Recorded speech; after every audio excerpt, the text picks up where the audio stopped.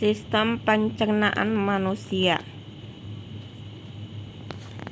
Sistem pencernaan atau sistem gastrointestinal mulai dari mulut sampai anus adalah sistem organ dalam manusia yang berfungsi untuk menerima makanan, mencernanya menjadi zat-zat gizi dan energi, menyerap zat-zat gizi ke dalam aliran darah serta membuang bagian makanan yang tidak dapat dicerna atau merupakan sisa proses tersebut dari tubuh. Sistem pencernaan makanan pada manusia terdiri dari beberapa organ berturut-turut dimulai dari rongga mulut, esofagus, lambung, usus halus, usus besar, rektum, anus. Fungsi: menggunakan makanan mendorongnya sepanjang saluran cerna, mencampurnya dengan empedu dari hati dan dengan enzim-enzim pencernaan, menyediakan makanan, air dan elektrolit yang dibutuhkan oleh sel-sel tubuh melalui proses pencernaan. Mulut merupakan jalan masuk untuk sistem pencernaan. Bagian dalam dari mulut dilapisi oleh selaput lendir. Pengecapan dirasakan oleh organ perasa yang terdapat di permukaan lidah. Pengecapan relatif sederhana terdiri dari manis, asam, asin, dan pahit. Penciuman dirasakan oleh saraf olfaktoris di hidung dan lebih rumit terdiri dari berbagai macam bau. Makanan dipotong-potong oleh gigi dengan incisivus dan dikunyah oleh gigi belakang molar geraham menjadi bagian-bagian kecil dan lebih mudah dicerna. Ludah dari kelenjar ludah akan membungkus bagian-bagian dari makanan tersebut dengan enzim-enzim pencernaan dan mulai mencernanya. Ludah juga mengandung antibodi dan enzim, misalnya lisozim, yang memecah protein dan menyerang bakteri secara langsung. Proses menelan dimulai secara sadar dan berlanjut secara otomatis. Struktur gigi.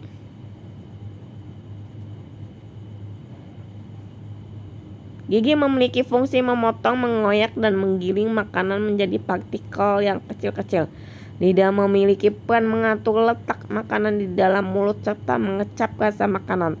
Kelenjar ludah. Ada 3 kelenjar ludah pada rongga mulut. Ketiga kelenjar ludah tersebut menghasilkan ludah setiap harinya sekitar 1-2,5 liter ludah.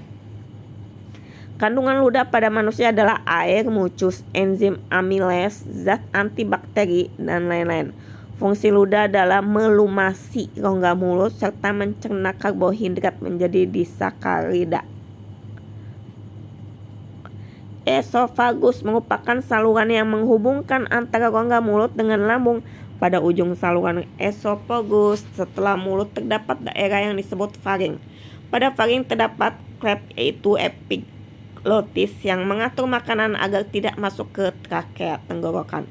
Fungsi esofagus adalah menyalurkan makanan ke lambung agar makanan dapat berjalan sepanjang esofagus.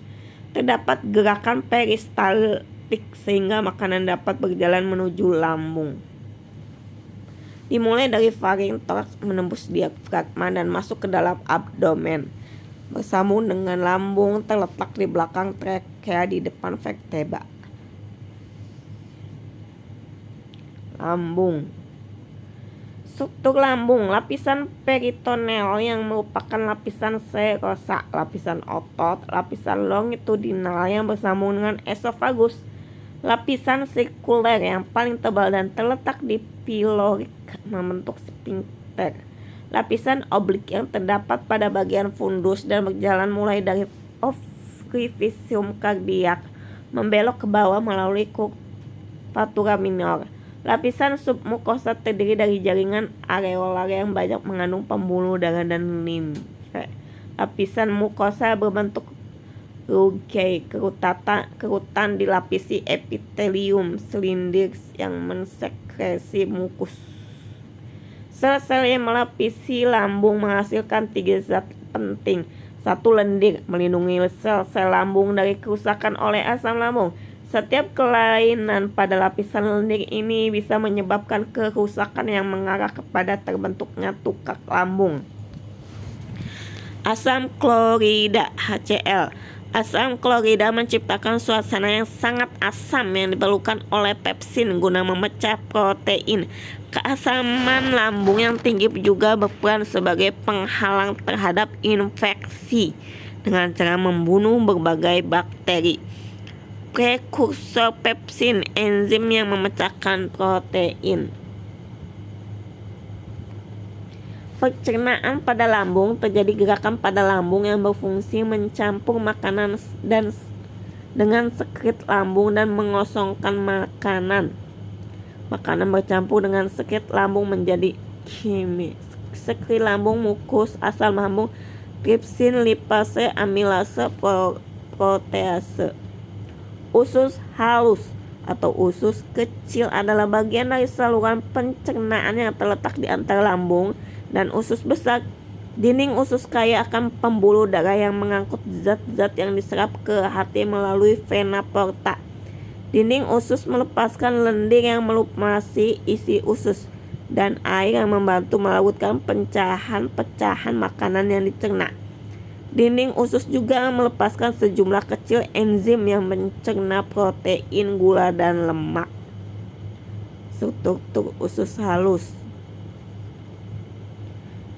Duodenum bagian usus 12 jari merupakan bagian terpendek dari usus halus, dimulai dari bulbo duodeli dan berakhir di ligamentum teres. Lambung melepaskan makanan ke dalam usus 12 jari yang merupakan bagian pertama dari usus halus.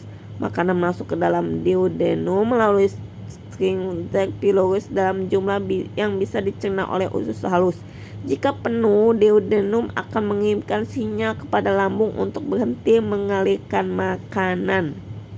Jejunum, usus kosong atau jejunum terkadang sering ditulis yeyunum.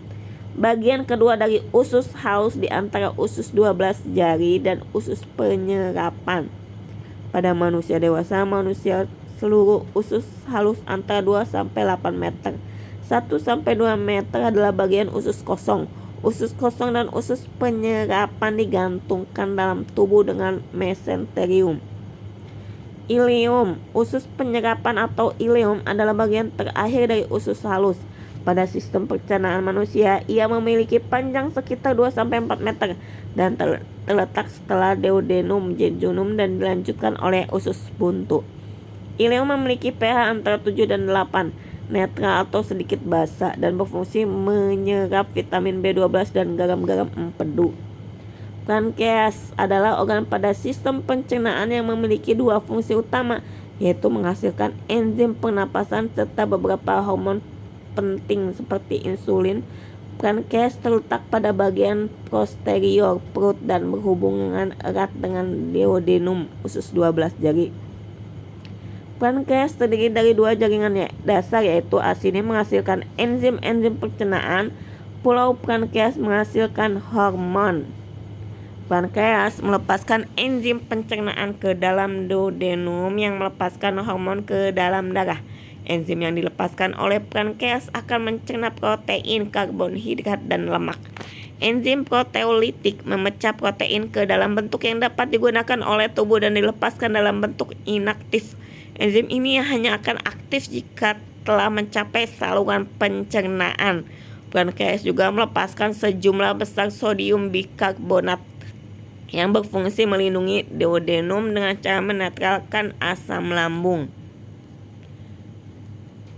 Hati merupakan sebuah organ terbesar di dalam badan manusia, memiliki berbagai fungsi, beberapa di antaranya berhubungan dengan pencernaan. Organ ini memainkan peran penting dalam metabolisme dan memiliki beberapa fungsi dalam tubuh, termasuk penyimpanan glikogen, sintesis protein plasma, dan penetralan obat. Dia juga memproduksi bile yang penting dalam pencernaan. Istilah medis yang bersangkutan dengan hati biasanya dimulai dalam hepat atau hepatik dari kata Yunani untuk hati atau hepar. Zat-zat gizi dari makanan diserap ke dalam dinding usus yang kaya akan pembuluh darah yang kecil-kecil, kapiler. Kapiler ini mengalirkan darah ke dalam vena yang bergabung dengan vena yang lebih besar dan pada akhirnya masuk ke dalam hati sebagai vena porta. Vena porta terbagi menjadi pembuluh-pembuluh kecil di dalam hati, di mana darah yang masuk diolah. Kandung empedu adalah organ berbentuk buah pir yang dapat menyimpan sekitar 50 mili empedu yang dibutuhkan tubuh untuk proses pencernaan.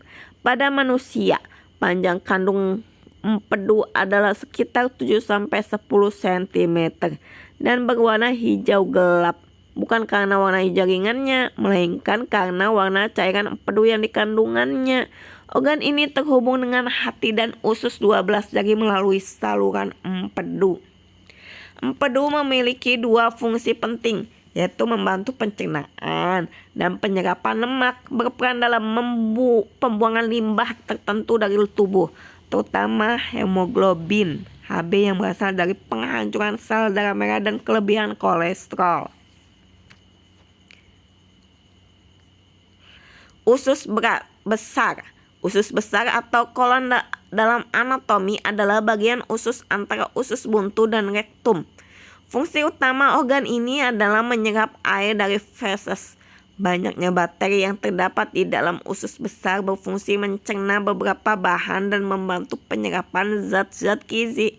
Bakteri berfungsi membuat zat-zat penting seperti vitamin K. Bakteri ini penting untuk fungsi normal dari usus. Usus buntu, cecum. Usus buntu atau cecum bahasa Latin Cercus buta dalam istilah anatomi adalah suatu kantung yang terhubung pada usus penyerapan serta bagian kolon menanjak dari usus besar.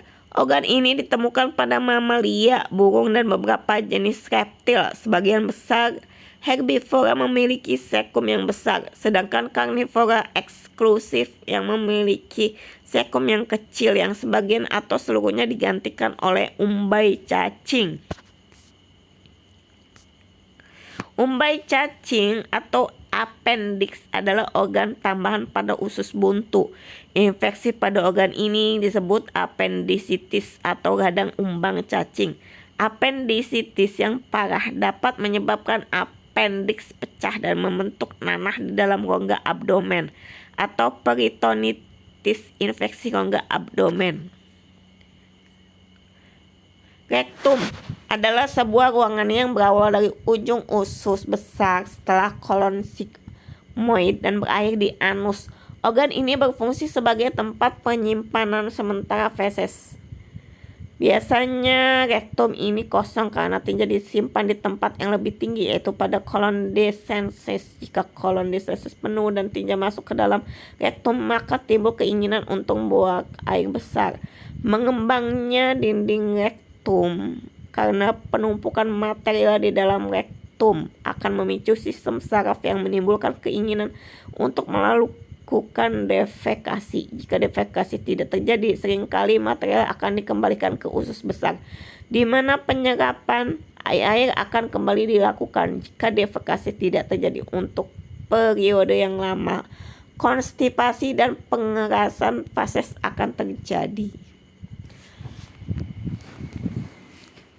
Anus merupakan lubang di ujung saluran pencernaan di mana bahan limbah keluar dari tubuh. Sebagian anus terbentuk dari permukaan tubuh, kulit, dan sebagian lainnya dari usus. Pembukaan dan penutupan anus diatur oleh otot sphincter. Feses dibuang dari tubuh melalui proses defekasi, buang air besar yang merupakan fungsi utama anus.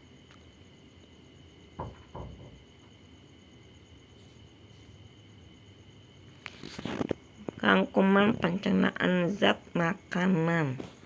Pencernaan karbohidrat, polisakarida, disakarida di rongga mulut oleh enzim prytase amilase, di usus oleh amilase pankreas.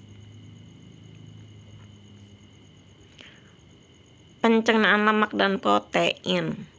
Lemak, emulsi lemak, asam lemak, gliserol. Pencernaan protein, pepton, asam amino.